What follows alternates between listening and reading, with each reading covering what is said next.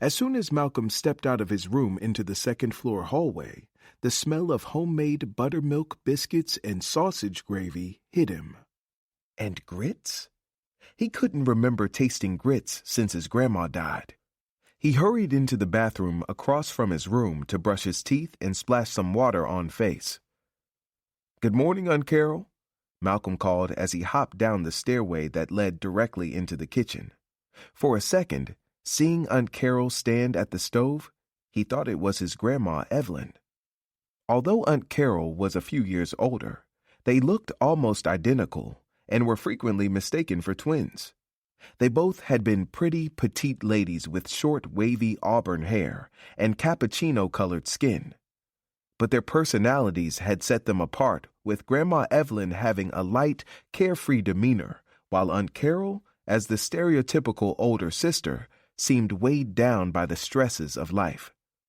Grandma Evelyn had been all that anyone could ever ask for in a grandma and more. Her presence had filled every room with love and laughter, and she had filled everyone's bellies too. Malcolm smiled, thinking about what he would give to taste her peach cobbler again, even better with homemade vanilla ice cream. "Good morning, Malcolm. Did you sleep well?"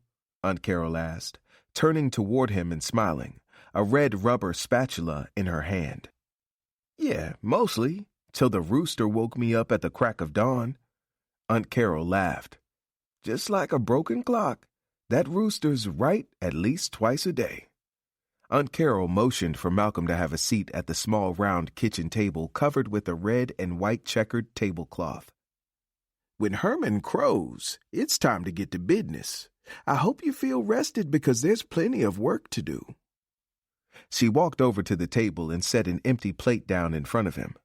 "Hurry up and eat now. Uncle Leroy's waiting for you," she said, nodding at a platter of biscuits stacked high on the table. Malcolm groaned as he sat down in one of the 4 chairs and grabbed a biscuit off the platter. "Excuse me?" Aunt Carol challenged, whipping her head around. She snatched the biscuit right out of his hand. Malcolm's mouth fell open in shock before he remembered his mom's admonition about how strict Aunt Carol was about manners. "I mean, yes, ma'am," Malcolm squeaked out sheepishly. Aunt Carol squinted her eyes and nodded, returning the biscuit to Malcolm's plate.